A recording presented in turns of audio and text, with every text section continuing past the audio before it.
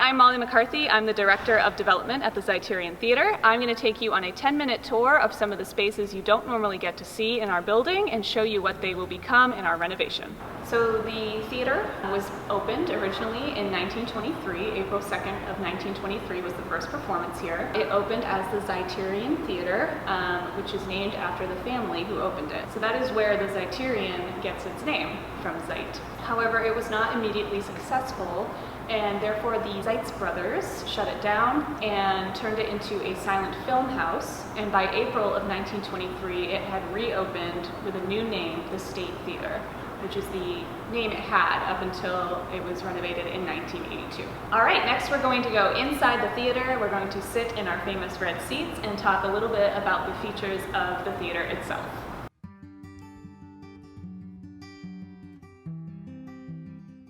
So welcome to our beautiful historic theater. I will mention that both the lobby we started in and this space are historic spaces. So in our upcoming renovation, they won't be changed dramatically. They have to be updated, but everything has to be preserved in a historical sense. So you won't notice a huge amount of changes to the look of the theater. It will have similar colors, the same red seats, different new seats of course, but it will be a lot brighter, shinier, and fixed up. Another change we are making in here will be the grade of the floor. If you've ever been to the theater, you might have come down one of these aisles and noticed that the grade of it is a little treacherous. So we're digging out the whole floor in here and regrading it to make it safer.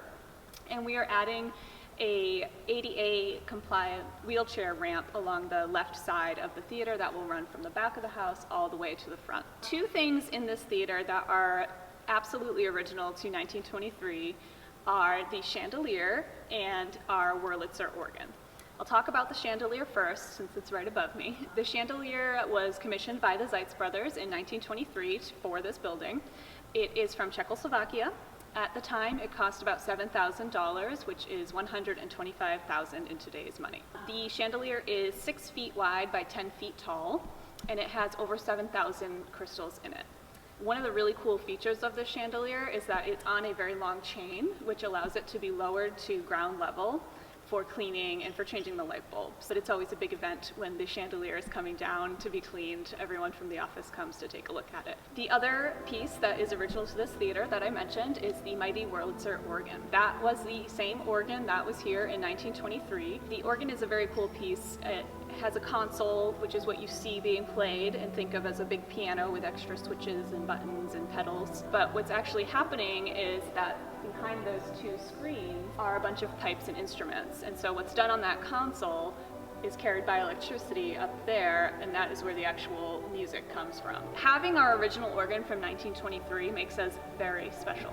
We are one of just a handful of theaters in the whole country that has its original Wurlitzer organ, and one of maybe 100 or so that have a Wurlitzer organ at all. So there are a few features in here that call back to that Georgian revival style I mentioned. One is the Greek key, which you see along the ceiling and along the borders of some of the panels in here. I mentioned already the Greek muses dancing around the perimeter of the ceiling. Lots of ornamentation in that Greek or Roman style. The Zeiterion originally opened in 1923 and was very quickly changed to the State Theater, which was primarily a movie house. This theater was actually one of the first in New England to start showing talkies or films with sound built in. And then in the late 70s, early 80s, the building was owned by Paragon Travel. At the time, they did tour buses all throughout the country, and it made sense for them to have a big parking lot for all of their buses. So this building was actually on the verge of being torn down to become a parking lot. And thankfully, some visionaries at the time, the John Bullards, the mayor, the folks at Whale, the Whaling Historic Area League, stepped in and said that can't happen. And the Pendlers who owned Paragon Travel agreed. Thankfully, they donated the building to the city of New Bedford, and the nonprofit that I work for, Zeiterion Theater Inc., was created to care and keep and maintain this building as well as present shows on the stage. And that has been ongoing for the past 40 plus years. Okay, so what else are we doing in this space to improve it? We're getting all new seats. We are fixing the gradient of the floor. We will be repainting everything with historically accurate paint colors. We're also replacing all of the tapestry panels around the theater in addition to an entirely new sound system. We're going to isolate acoustically ourselves a little bit more from the street by closing off permanently some of the doors that go along Spring Street. We're also doing some acoustic panels in the ceiling as well. All right, next we're going to go backstage. We're going to go through a door called Jerry's door.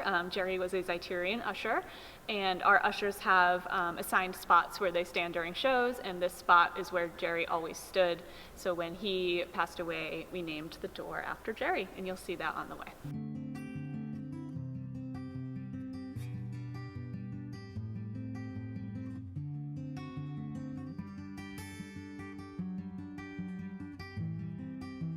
Okay, so we are now backstage under the Zeiterion stage. What we're standing in right now is called kind of the green room or the hospitality area.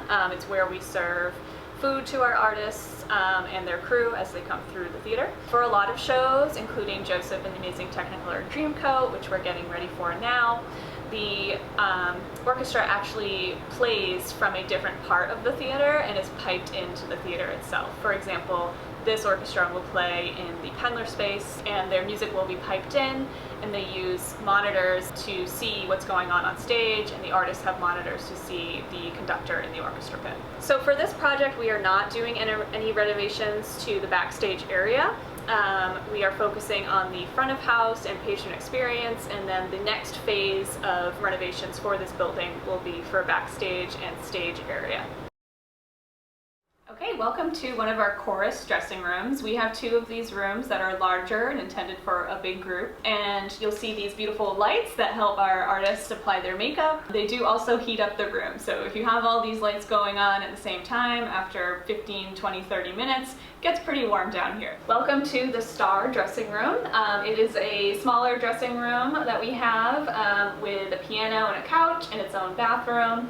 And this is where the bigger stars that come to the Z, or the main performers in bigger Broadway shows, get their makeup done and get ready for a show.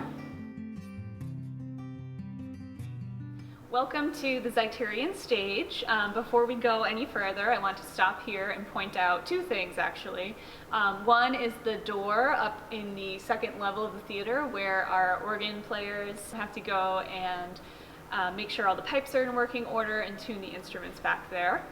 And the other is James Dean, who is looking down on us. He is part of a set from an old show that didn't leave the building and has been looking down on the stage at the Z for at least 30 years now. All right, welcome to the Zeiterion stage. Right up above me is our fly system. It's called that because we fly our sets up through all the rigging above me.